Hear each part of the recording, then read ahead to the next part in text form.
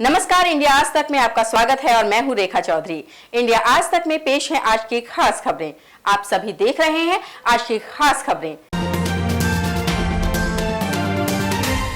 अर्नब गोस्वामी की गिरफ्तारी के बाद जहां पूरे देश में मीडिया की स्वतंत्रता को लेकर कई तरह के सवाल उठ रहे हैं, वहीं दूसरी तरफ देश के वरिष्ठ वकील भी अपनी बात रखने में पीछे नहीं हैं। इस कड़ी में हम आपसे रूबरू करवाते हैं मुंबई हाई कोर्ट और सुप्रीम कोर्ट के वकील नीलेश ओझा से। जानते हैं कि वो इस बारे में क्या कहते हैं। नीलेश जी, अर्नब गोस्वामी जैसे बड़े लोगों के मामले में ही लोग क्यों आगे आते हैं? देखिए, जो हमने इंटरवेंशन जो फाइल किया है, हमारा ना अर्नब गोस्वामी से कोई लेन देन है, ना हमारा महाराष्ट्र के कंसर्न मिनिस्टर जो है, ना किसी से हमारी दोस्ती ना दुश्मनी। हमारा ये विषय नहीं। हमारा विषय है रूल ऑफ लॉ। कानून का राज रहना चाहिए, किसकी मनमानी नहीं चलनी चाहिए।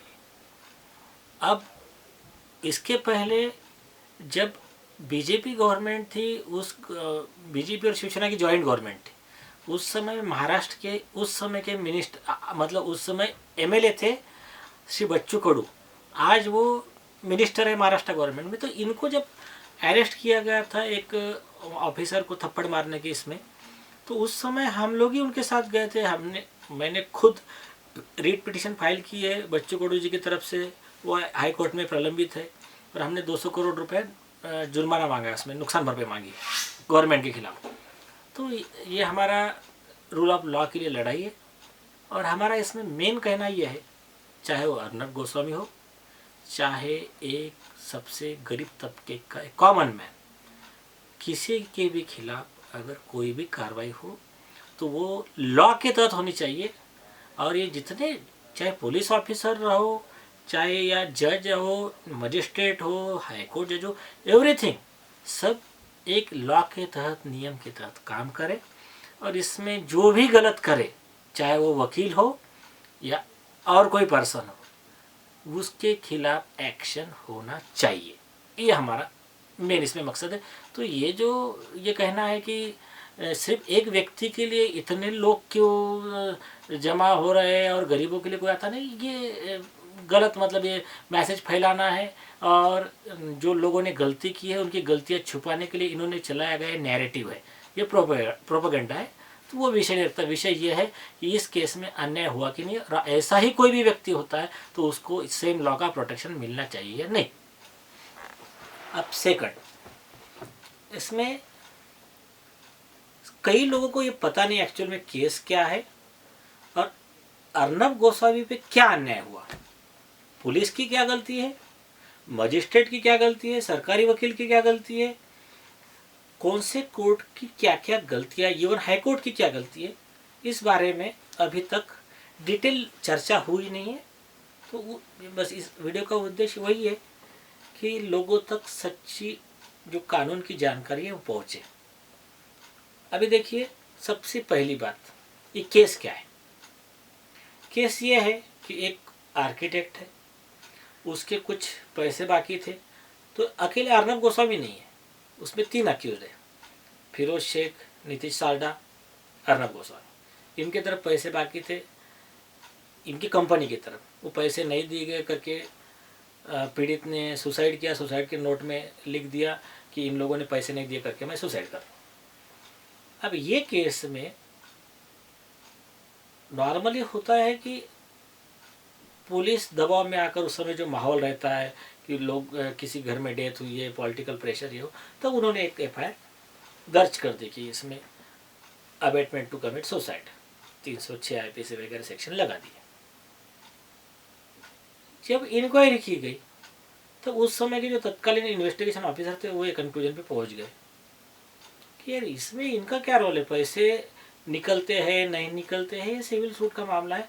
इन्होंने ऐसा कोई कार्य नहीं किया कि जिसके तहत वो व्यक्ति को ये मीन्स आत्महत्या को प्रवृत्त करे, उसको मतलब उस दिशा में ले जाए कि तू अपना जान दे दे। तो ऐसा कुछ मटेरियल था नहीं।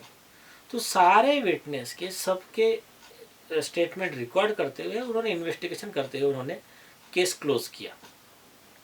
अब केस क्लोज करते समय उन्होंने उसको लिखा कि ए समरी असमरी जो होता है,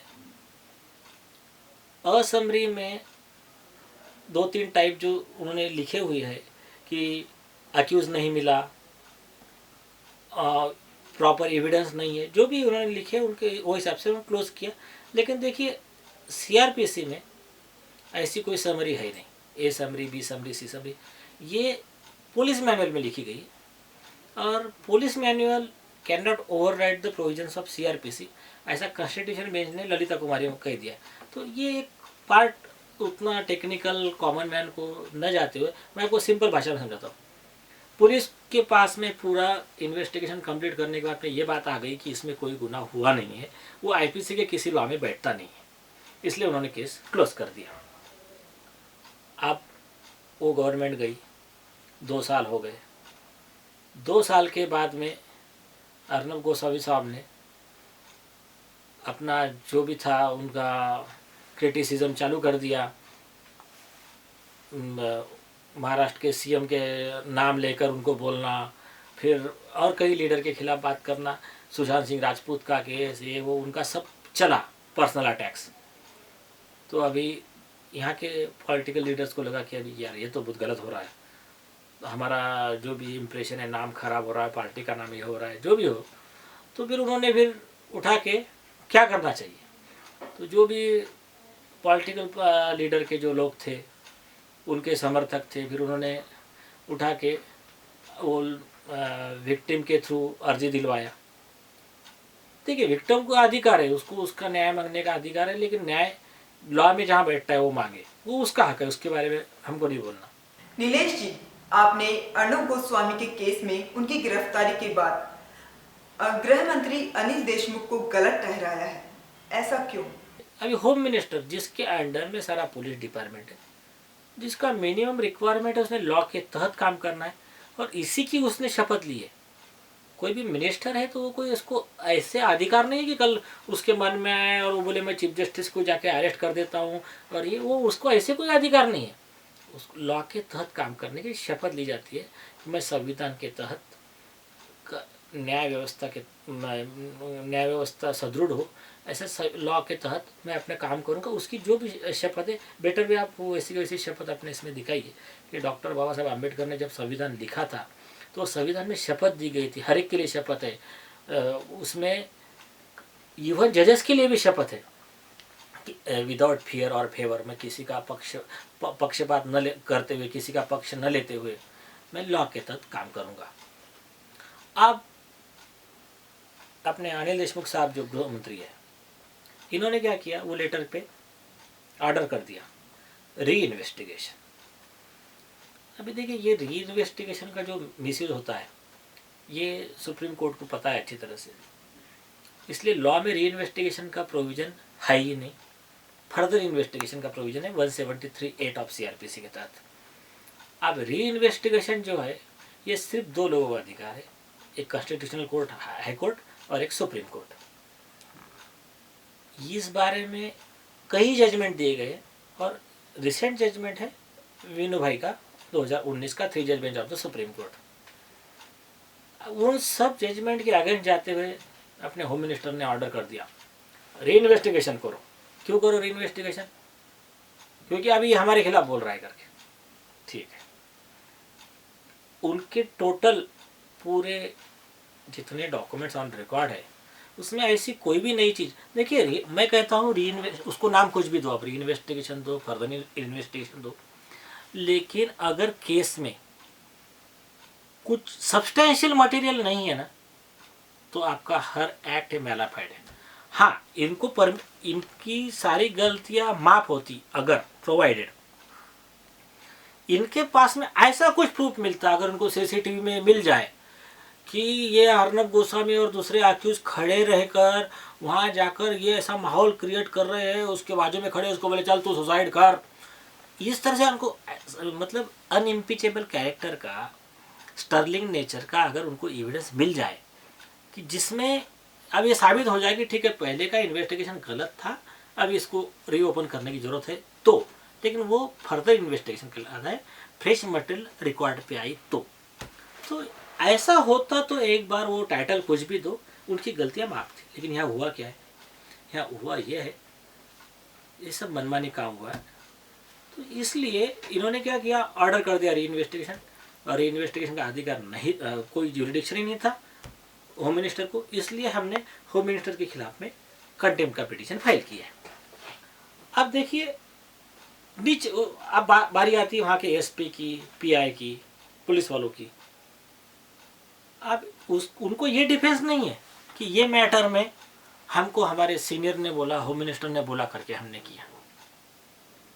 उस पर लॉ भी क्लियर है, महाराष्ट्र पुलिस एक्ट भी क्लियर है, और स्पेसिफिक जजमेंट्स भी है कि you have to follow lawful orders. तुमको होम मिनिस्टर ने दी हुई ऑर्डर अगर लॉ के तहत तो ही फॉलो करना है, नहीं तो तुमको फॉलो नहीं करना है। नहीं तो आप भी वही उतने ही पाप के, उतने ही गुनाह के हकदार रहोगे। तो इसलिए जिन अधिकारियों ने उसको फर्दर इन्वेस्टिगेशन का नाम दिया, वो सब भी इस केस में कार्रवाई के हकदार है। थर्ड थिंग, अब अगर सब जो फर्दर इन्वेस्टिगेशन करना है, जब एक बार आपने अर्जी दे दिया कोर्ट को, कोर्ट ने वो केस क्लोज कर दिया, आपको फर्दर इन्वेस्टिगेशन के लिए, री इन्वेस्टिगेशन के लिए कोर्ट में अर्जी देना है। तो री इन्वेस्टिगेशन तो मजिस्ट्रेट के पास दे नहीं सकते, हाई कोर्ट के पास देते तो प्रॉब्लम जाता। तो इन्होंने नई उसमें टेक्निक निकाले, नया इनका खुद का लॉ डेवलप किए। मजिस्ट्रेट के पास अर्जी दिए कि हमने इन्वेस्टिगेशन स्टार्ट कर दिया। उसको अर्जी मतलब इंटीमेशन, ऐसा कोई अधिकार पुलिस को नहीं है। ये बात सुप्रीम कोर्ट के 3 जज बेंच ने वीनूबाई में 2019 में कही। अब उसका उल्लंघन हुआ तो ये सेकंड कंटेम्प्ट हुआ ऑन द पार्ट ऑफ आयोग। आयोग के बाद में सरकारी वकील, देखिए सरकारी वकील जो है, सरकारी वकील कोई पुलिस का गुलाम नहीं है, वो mouthpiece of the prosecution नहीं है। सुप्रीम कोर्ट ने 50 जजमेंट में बोला है। हुकुमचंद वर्सेस शिव कुमार, बाद में दीपक अग्रवाल का केस है 2013 का। तो ये जो केसेस है इसमें क्लियर कहा गया है कि सरकारी वकील कोर्ट का ऑफिसर है और न्याय की रक्षा करने वाला एक सरकारी अधिकारी है। तो वो कैसा है, अगर किसी अक्यूज का वकील नहीं है, अक्यूज के वकील होते हुए वो एक आधा मुद्दा पॉइंट भूल गया है आर्गुमेंट करते समय, तो वैसे केस में भी उसने, सरकारी वकील की जिम्मेदारी कि उसने कोर्ट को बोलना चाहिए कि देखिए साहब, ये जो आरोपी है, आरोपी को इसमें बेल पे छोड़ना चाहिए आपको। तो आप जो डीएमके की कनीमोजी थी, ए राजा थी, इनका जो केस था, उस केस में उदय ललित साहब सीबीआई के वकील थे, special council appointed by supreme court. उन्होंने यही किया था, कोर्ट में बोला, बोले ये 420 वगैरह जो भी केसेस है 437 सीआरपीसी के तहत उनका राइट है, बेल दे दीजिए उनको। तो ये जो है, ये सरकारी वकीलों ने सीखना चाहिए इस केस में। उनका कर्तव्य यही है, वो कोई employ, mouthpiece, servant of police नहीं है। एक तो जिसने इसका उल्लंघन किया, that advocate public prosecutor is also guilty of contempt. और फर्दर जो भी, मतलब इसमें अर्नब गोस्वामी को बाद में इलीगल अरेस्ट हुआ तो आईपीसी 220 का जो सेक्शन लगेगा, उसमें भी 120B में, 120B है क्रिमिनल कॉन्स्पिरेसी। वो क्या कहता है कि एक व्यक्ति ने गुनाह किया, दूसरा व्यक्ति ने उसके गुनाह को, उसकी कॉन्स्पिरेसी को, उसके षड्यंत्रों को आगे बढ़ाने के लिए उसको मदद किया, मतलब इलीगली अरेस्ट किया, उसको अरेस्ट को कंफर्म करने के लिए पुलिस कस्टडी मांगने के लिए अर्जी दिया कोर्ट में, वो भी इक्वली हकदार है। और ऐसे ही पॉइंट पे Ramanlal versus state 2001 CRLJ page number 800 पे, ऐसे ही पॉइंट पे इवन हाई कोर्ट के जज के खिलाफ केस कंफर्म किया कि यस 120 के तहत तुम भी अक्यूज हो, उसको झूठे केस में फंसाने के लिए। तो ये ऐसा लीगल पोजीशन है। अब वो भी गलती हो गई, उनकी परमिशन नहीं लिया, उसके बाद में सीधा अरेस्ट करने चले आ गए अर्नब गोस्वामी घर पे सवेरे 8 बजे। अभी देखिए, आपको एक जोगिंदर कुमार का जजमेंट है, जो लॉ स्टूडेंट है वो बेहतर तरीके से जानते हैं, 1994 का 3 जज बेंच सुप्रीम कोर्ट। उसके बाद में बॉम्बे हाई कोर्ट का दिनकर राव पोले का जजमेंट है 2004 का। फिर 2008 का एंटोनियो का जजमेंट है, उसमें वन ऑफ द जज, अभी के जो honourable chief justice of India Sharad Bobde ji है, वो खुद वन ऑफ द जज थे। वो फिर से 2012 में फिर से बॉम्बे हाई कोर्ट ने फॉलो किया। और उसके बाद में जो लेटेस्ट जजमेंट आप जिसको बोलोगे वो है सिद्धाराम मैत्रे का, जिसमें महाराष्ट्र के जो होम मिनिस्टर थे उनके खिलाफ में मर्डर का केस हुआ था। तो ये सब जजमेंट में कॉमन लाइन है कि मर्डर का भी केस है तो आपको पॉसिबल है आप नोटिस देके इन्वेस्टिगेशन कीजिए, आपको अरेस्ट करना जरूरी नहीं है। आपको सिर्फ आप अरेस्ट कर सकते हो, कॉग्निजेबल नॉन अवेलेबल ऑफेंस आप अरेस्ट कर सकते हो, इसलिए आप जाके अरेस्ट कर रहे हो, ये परमिसिबल नहीं है। और उसमें एंटोनियो में और दिनकर राव पोले में 2025 हज़ार रुपये कॉस्ट बैठाई गई है पुलिस ऑफिसर पे। बोले वो विषय अलग है, उसने गुनाह किया नहीं किया वो विषय अलग है, तुमने अरेस्ट क्यों किया पहले बताओ। तुमने जो अननेसेसरी अरेस्ट किया इसके लिए तुम पर एक कॉस्ट है। एक पॉइंट है उनका, वो अरेस्ट वो इलीगल था।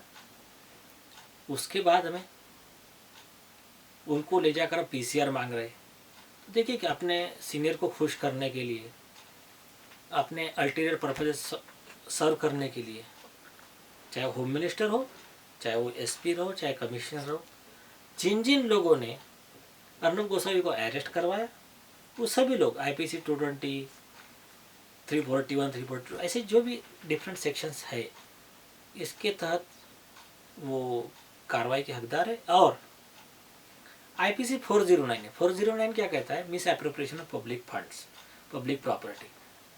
देखिए अभी जो महाराष्ट्र गवर्नमेंट का जो पैसा है, ये पैसा किसी कोई मिनिस्टर की, किसी की पर्सनल प्रॉपर्टी नहीं है, ये आपका हमारा सबका पैसा है। इनको सिर्फ हमने इतने साल के लिए चुनकर दिया कि ये साल, इस साल का मैनेजमेंट आप देखना, तो उनको मिसयूज करने का अधिकार नहीं है। देखिए आपको बताता हूँ मैं, जितने एम्प्लॉयज है, इवन इंक्लूडिंग जजेस, सबका सैलरी ये हमारे टैक्स से निकलता है। कोई डायरेक्ट टैक्स भरता है और कोई इनडायरेक्ट टैक्स भरता है। इनडायरेक्ट टैक्स कैसा है? अगर सपोज मैंने एक पेन खरीदा, पेन मुझे 20 रुपये में मिली, वो बन रही है 1 रुपये में, लेकिन मैं 20 रुपये में खरीद रहा हूँ। क्यों? उसमें ये टैक्स, वो टैक्स, ट्रांसपोर्ट, तो मैं इनडायरेक्टली मैं टैक्स दे रहा हूँ। पेट्रोल है, पेट्रोल में टैक्स लग कर इतना महंगा आ रहा है ना हमको, तो हम सब लोग टैक्स दे रहे हैं, उसमें से जो पैसा जमा हो रहा है उसमें से सब चल रहा है। तो वो जो पैसा है, जनता का पैसा, पब्लिक का पैसा, उसका जो मिसयूज किया गया either by the police officer और बाय द होम मिनिस्टर, तो ये सब लोग 409 के तहत कार्रवाई के हकदार है। और आईपीसी 409 में लाइफ पनिशमेंट, मतलब लाइफ इम्प्रिजनमेंट, आजीवन कारावास, जिसको मराठी में जन्मठेप बोलते हैं, उसकी सजा की इसमें प्रोविजन है। इसके बाद में नेक्स्ट चीज, जब ये मैटर नीचे के कोर्ट में आया, पुलिस ने पीसीआर मांगा, मजिस्ट्रेट ने पीसीआर रिजेक्ट कर दिया। लेकिन मजिस्ट्रेट की गलती क्या हो गई? मजिस्ट्रेट उनको जुडिशियल कस्टडी में भेज दिया। अब अगर मजिस्ट्रेट के खुद के ही रिकॉर्ड पे और खुद के ऑर्डर के हिसाब से उस दिन कोई केस पेंडिंग ही नहीं था, ऑलरेडी ये समरी एक्सेप्ट हो चुका था और नया ऐसा कोई मटेरियल ही नहीं था कि ये लोगों ने कोई गुनाह किया है, तो तुमको जुडिशियल कस्टडी में भेजने की क्या जरूरत थी? किस केस में आपने भेजा? एक्चुअली वो जो केस था, वो केस था कोर्ट ने सुओ मोटो खुद होकर उनको बेल पे छोड़ देना चाहिए। क्यों? क्योंकि बेल में ऐसा कहीं प्रोविजन नहीं कि आपने राइटिंग में अर्जी देने का, आपने ओरल रिक्वेस्ट करने का, मतलब ओरल रिक्वेस्ट की भी जरूरत नहीं है, जज को लॉ मालूम होना चाहिए। और अगर जज ने ऐसा कोई गुनाह किया है तो जज के लिए भी कानून वैसा ही है। सुप्रीम कोर्ट में री एमपी देवी के केस में 1996 में ऐसा ही हुआ था। एक आरोपी को हथकड़ी लगा कर लाया गया, उसने मजिस्ट्रेट को बोला साहब देखो हमको हथकड़ी लगाए, हम कोई आतंकवादी तो है नहीं, मतलब कसाब जैसे व्यक्ति की ट्रीटमेंट ठीक है एक बार। मजिस्ट्रेट ने बोला ठीक है मैं देखूंगा अगली बार। इन्होंने फिर एक पत्र भेजा सुप्रीम कोर्ट को, सुप्रीम कोर्ट ने वो पत्र को रीड बोल के ट्रीट किया और उसका री एमपी द्विवेदी AR 1996 SC 229 ने उसमें कंटेम्प्ट का नोटिस निकाला, पुलिस वाले, उसके सीनियर एसपी और मजिस्ट्रेट को भी। तो पुलिस वालों ने बताया नहीं वो सब वहाँ माहौल ऐसा था, ये था, ये भाग सकते थे। एसपी ने भी वही रीज़न दिया। तो सुप्रीम कोर्ट ने बोला पहली चीज़, तुमको मजिस्ट्रेट की परमिशन के बाद हथकड़ी लगाने का अधिकार नहीं, हमने लॉ बना दिया है पहले, उसके बाद भी तुमने लगाया, तुम्हारे खिलाफ कंटेम्प्ट, तुम कंटेम्प्ट के दोषी हो। एसपी को बोला कि जब हमने आपको नोटिस निकाला है तो आपने हमारे पास जवाब दाखिल करने से पहले उन दोषी पुलिस वालों पे कार्रवाई करके हमारे पास रिपोर्ट सबमिट करना चाहिए था। लेकिन आपने उनको बचाने के लिए जो वेग रिपोर्ट बनाया और हमारे पास उनके सपोर्ट का स्टैंड ले रहे हो आप, इसलिए SP is also guilty of contempt of court. तीसरी बारी आई जज की। जज ने बोला मैं अभी नया नया अपॉइंट हूँ, यंग जुडिशल ऑफिसर हूँ, तो मेरा मतलब मुझे वो लॉ पता नहीं था। तो उन्होंने कहा कि बोले मुझे लॉ पता नहीं था, ये डिफेंस तो कॉमन मैन को नहीं है, जज तो ले ही नहीं सकता, तो आपको ये डिफेंस लेने का अधिकार नहीं है। लेकिन फिर भी हमें कंसिडर करते कि आप थोड़े यंग हो तो आपको जेल में न भेजते हुए हम आपके सर्विस रिकॉर्ड में नोट करने लगाएंगे कि आपने आपके कर्तव्य का वहन नहीं किया। वहाँ एक आदमी के फंडामेंटल राइट का वायलेशन हो रहा है और तुम मजिस्ट्रेट तुम हमारा ऐसा ऑर्डर में लिख रहे हो, ठीक है अगले डेट पे देखोगे, तुमको काय के लिए बैठा है वहाँ पर, उनके हितों की रक्षा करने के लिए बैठा है। तो ये इस तरह से जज के भी अधिकार और उसके ज्यूरिडिक्शन, उसकी ड्यूटीज, उसके कर्तव्य ये तय किए गए। अगर लॉ के ऊपर कोई नहीं है, कई जजेस को भी सजा हुई है और ऐसे कई है, मेरा बुक आपको नेट पे फ्री में मिल जाएगा कि जो वैसा गलत करेगा हर लोग सजा के हकदार है। और इसीलिए फिर हमने सब लोगों के खिलाफ में कंटेम्प्ट फाइल किया। जब मैटर बॉम्बे हाई कोर्ट में आया उस समय भी अमित देसाई करके स्टेट की तरफ से जो काउंसिल है उन्होंने भी कई तरह से मिसगाइड किया कोर्ट को, और इसलिए उनके खिलाफ भी कंटेम्प्ट का हमने एप्लीकेशन फाइल किया है, कोर्ट को विनती की है। और बाद में तो सुप्रीम कोर्ट ने तो ये बात सबमिशन सही माना और ये अर्नब जी को जेल से रिहा करने का ऑर्डर दे दिया अभी। लेकिन हमारा केस यहाँ तक नहीं है। हमारा केस है अर्नब गोस्वामी जी छूट गए, फिरोज शेख साहब छूट गए, नीतीश सारडा जी छूट गए, कॉमन मैन का क्या? मतलब इनके पास में बड़े बड़े वकील रहेंगे, ये लोग खड़े हो जाएंगे, इनको बेल हो जाएंगी, इनका ये हो जाएगा। हमारा यही कहना है कि ये लॉ आर्टिकल 141 के तहत सबके लिए सुप्रीम कोर्ट का जजमेंट कानून वही कॉमन है, लेकिन इसमें जितने दोषी है सबको सजा होनी चाहिए। Because evil tolerated is evil propagated. आप उनका गुनाह जुल्म सहो तो जुल्म को बढ़ावा दे रहे हो। Injustice anywhere is threat to justice everywhere. आज एक पे अन्याय हुआ, कल दूसरे पे हो सकता है, वो कोई भी हो सकता है। और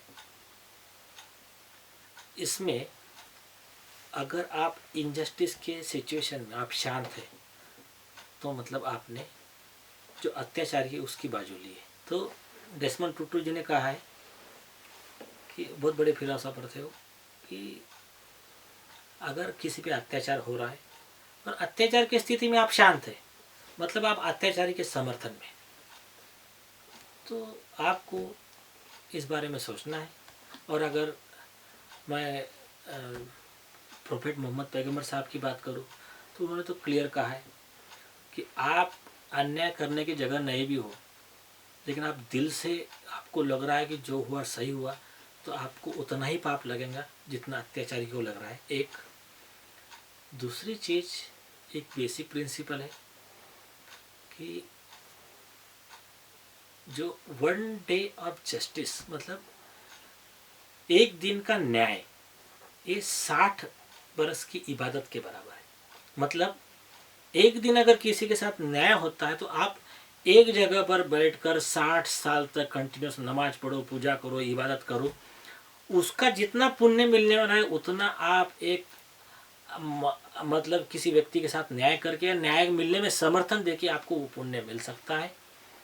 और सबसे बड़ा जिहाद, जिसको सब सर्वोत्तम जिहाद कहते हैं, वो सबसे बड़ा जिहाद जो है एक अत्याचारी अन्याय प्रिय शासन के खिलाफ ये बात कहना कि नहीं आप गलत कर रहे हो, ये सबसे बड़ा जिहाद माना गया। अगर आप इसमें देखोगे तो मोजस जो थे इज़राइल के मैसेंजर ऑफ गॉड थे, जिसको कुरान में मूसा अलैहिस्सलाम कहा गया, तो उन्होंने वही तो किया था कि जो किंग फेरौन था उसके सामने कहा था न्याय की बात, हक की बात।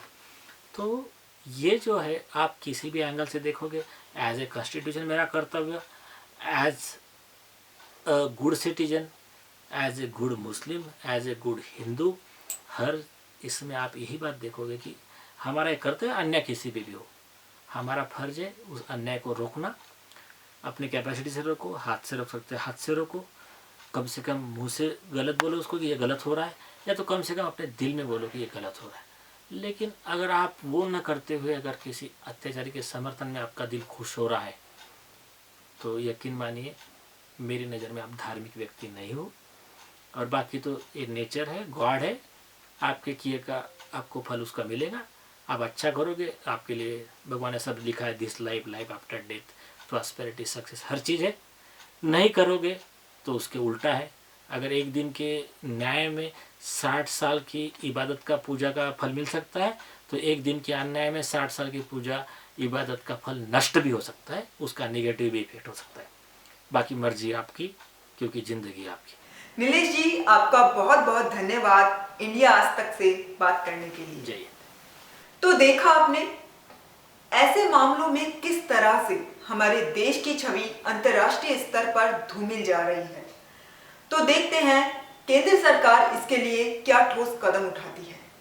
हम फिर मिलेंगे ऐसे ही मुद्दों को लेकर, तो देखते रहिए इंडिया आज तक। ऐसे ही खास खबरों के लिए देखते रहिए इंडिया आज तक। इंडिया आज तक है इंडिया का सबसे पहला केबल न्यूज चैनल जो अब है ऑनलाइन। हमारी खास खबरों से अपडेट होने के लिए इंडिया आज तक को सब्सक्राइब जरूर करें और बेल आइकन को दबाना न भूलें। अगर आपको हमारी खबर पसंद आती है तो लाइक जरूर करें। हम फिर मिलेंगे एक और खास खबर के साथ, तब तक के लिए दीजिए इजाजत रेखा चौधरी को।